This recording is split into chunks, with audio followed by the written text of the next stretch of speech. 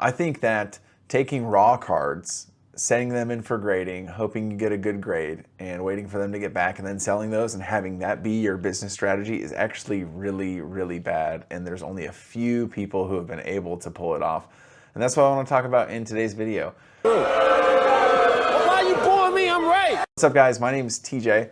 I run a business called Pastor TCG, and it's called that because I am a pastor. I work at a church. I also have a family. I am married, and I have 3 kids, 3 little girls, and so life is busy and crazy. But somehow in the midst of all that, I've been able to have this Pokemon business and do about $220,000 in sales so far, and then make content and help you guys get your business off the ground. And making content and putting these videos together has been something that's really, really enjoyable for me. So thank you for watching the content. If you like this and you want to see more, leave a like, leave a comment down below, subscribe to the channel, do all those things. It really does help. But yeah, I've been enjoying doing this. This is something I look forward to. Like sometimes I sit down and it's like sorting cards, like sure, like whatever. I do like negotiating still. Negotiating is probably my favorite part of like the business stuff. But man, pressing record on that thing and putting together something that I think is going to bring value to you guys, it does fill my bucket. But today we're going to be talking about these bad boys. This is a PSA graded slab.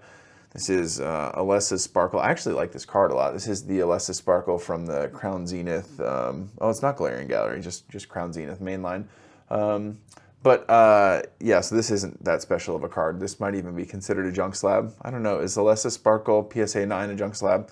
Anyways, so if you are unfamiliar with kind of how grading works, if you maybe are a little familiar, I'll break it down. So essentially, if you have a raw card, so you've got a Pokemon card and you want to basically get it graded, you can send it to one of many companies, the most used being PSA, and they will grade it. So they're going to check and make sure that the condition of it, like is it centered well? Are there any imperfections on the card? Are there any scratches? Is there any whitening on the corners or on the back or anything like that?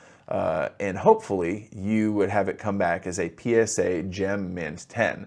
Now, Gem Mint 10 is just fancy for like the best it can be. That means it is an absolute like pristine copy of the card, which means it holds higher value than just a raw copy of the card or a PSA 9 or a PSA 8 or whatever.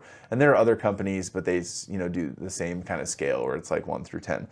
And there are a lot of people who have kind of made a business strategy out of sending cards in to these companies to get graded, and if they do come back a 10, you make a multiplier on the card that you sent in. So for instance, if I have a $50 card and I send it in, there's a really good chance that if it gets a PSA 10, it could now be a $130 card, maybe a $150 card, and that really varies from card to card. A lot of variables go into that, like how rare is it for a card to be a 10, like what's the print quality like. For instance, like Japanese print quality seems to be significantly better than English, so there are a lot more PSA 10s or more grade 10s in Japanese cards because they're just nicer from the printer. But actually that makes them less valuable because scarcity is the thing, so the less there is of something, the more expensive it is. A good example is the Magikarp illustration rare from Paldea Evolved. That's a card that if you get that back in a PSA 10, it's like $2,000, even though it's like I think, wasn't it crazy, like 2,000 something? It's a lot of money, but like raw, if you've just got a near mint raw version of the card, it's like $200 or 220 or something like that. So that's what people do. And so there are some people where they're like, hey, my business strategy is going to be, I'm going to go to conventions, I'm going to go to shows, and I'm going to find a bunch of cards that I think are going to get good grades. I'm going to buy them and I'm going to send them in, and I'm going to, that's going to be my business strategy. I think that's bad. I don't think that's good, and I'm going to tell you why. So first thing is that it is really difficult to do. Now, if you have the ability to turn yourself, you're going to transform your body into a Terminator. You're going to not be the T-1000 like Arnold, which that'd be sick. Love the Terminator movies. But you're going to be the greater 9000, bro. Like you're going to have laser eyes. Like your ability to grab this card, this raw Pikachu on the ball card right here, and you're going to be able to know instantly, like, yep, that's a 9. Oh, yep, nope, that's a 10. That's a 7. Like, you will just know it, like, instantly. If you feel like you're going to be able to do this long enough, and you're going to be able to learn from it, and you're going to be able to turn into the card grader 9000 Terminator, then by all means, this would be a great business strategy. From what I've learned and what I've heard from people who have done a lot of this, it is really hard to know. And some of the reasons why it's hard is because a lot of these grading companies, especially PSA, sometimes it's not even objective. They would say it's relatively objective, but it's, it's a person giving these cards a grade. And so, the ongoing joke is like, if the person grading your card is having a bad day at work, or if they're having a rough week or whatever, then they're just going to be super harsh on the grades. That seems like a little tinfoil hat conspiracy-y to me, but maybe, right? Like, there's no way of proving that it's not like that. But even so, like, you have to be so good at knowing if a card is going to get a 10 or not. Because here's what happens. If I send in this card, same card, Pikachu on the ball, whatever, and I get a 9, there's a really good chance that I'm basically going to break even. So, because you have to pay, right? You have to pay fees to make this happen. You've got to subscribe to the, PSA club or whatever so that you can do a bunch of submissions. You have to pay like $15 or $20 a card, maybe even more if it's a really high value card. And so even if the PSA 9 is $15 or $20 more expensive, you lost that in fees and like shipping it there and getting it back. So let's just say if it's a 10, you make a bunch of extra money. If it's a 9, you break even. And if it's an 8, you lose money. And again, I know these are generalizations. And sometimes if it's an 8, you still make money because it's an older card or whatever. But you guys are getting what I'm saying. And so it is really, really difficult because if you're going to make this work, your gem rate, as they say, so your rate at which you get 10s, has to be super, super high, like ridiculously high. And even if it is really high, I'm still not sure that it's the best way to be moving these cards. I'm still like not convinced that it is. But that's the number one reason why I think that's difficult, is because it is really hard. Like, it is going to take a lot of time. You're going to have to put a lot of effort into figuring out, hey, what cards are going to 10 and what cards are not going to 10. And so that's the number one reason why. The second reason why I think that this is not a great strategy is the time it takes for you to go through and pre-grade all of these cards. Like, that's significant. Like, I know it doesn't take a tremendous amount of time, but it does take some time for sure. And that's time that you could be using doing other stuff. You could be spending that time listing cards. You could spend that time sourcing other cards. You could spend that time making content and, trying to build your brand on the internet. You could spend that time doing all sorts of different stuff, but you're, spending it doing this grading.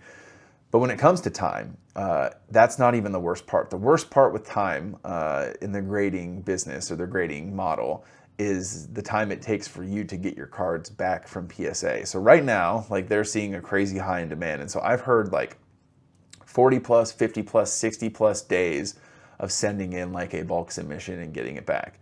So that means that, like, for me, I buy these collections at 70%. It means that I'm not going to have them listed while I go through and I pre-grade them. I'm not going to have them listed while I'm, sorting them. And then I'm also not going to have them listed to make any money for the, 60 business days, 50 business days that it takes to get it back from PSA. And so while that's happening, these cards are just, in the mail, en route at PSA. And I'm making zero money, which means that I don't have that capital, that cash flow to continue acquiring more. And so maybe if you get to a point where you're like, hey, cash flow is not a problem for me, I'm flushed with cash, as John Ralphio would say, then like, sure, then maybe that's okay. But I still think like the amount of liquidity that raw cards have, especially on a platform like TCGplayer, by the time you're doing your grading plays and getting your card back, that might 10, it might 9, you might break even, it might 8, you might lose money. But if you're good at it, you're probably not getting 8s, right? 8s are probably pretty rare if you're good at it. But in the time that it takes you to do all those things, I could have probably bought and sold the same value of cards like 3 or 4 times, because that's, the business model of selling on TCGplayer is like, you can turn stuff over like that, especially if you're in the direct program. And so if you're like a collector and having a graded card is like a way that you want to like hold its value, and it does look cool, like graded cards look cool, like it's a cool display piece, like I get that, like I think that's awesome. Or if you're someone and you find fulfillment in like going around and looking for super minty copies of cards because you're like trying to have 10s, and that's a cool way to like build up like a small not even small, like a portfolio over time of these cards that have crazy high value because they're in 10s. Like, I think that's cool. I'm just saying, like, if your goal is to, hey, I'm going to create a a Pokemon card business where I am, consistently generating income, I'm not sure that making the graded portion of making grading plays is the best way to do it. In fact, I think that it's not. I think you could do much better buying and selling, or doing a rip and ship, or doing the bulk game like I'm doing, buy a machine, whatever. I think that is much better. But again, that's my opinion. There are a lot of people who have made not a lot of people. There are some people who have made a decent business out of making grading plays, and I'd be curious to know if that's still doable, even with the turnaround time these days. And yeah, but that's what I think. So again, I'm not saying don't do it at all. I'm just saying I don't know that it's the best business model. And if you are wanting to start a Pokemon card business, I've got some videos that can help you out. Like I said, I sell on TCGplayer. I've got all sorts of videos showing you how to set up a store there and how to make money there. And it's certainly been lucrative and beneficial for me. That's what I got for this one. Grading, it's okay. Not for me. Well, I will catch you guys next time. Jesus loves you. I hope you know that. I think God has an amazing plan for your life. See you guys in the next video. Peace.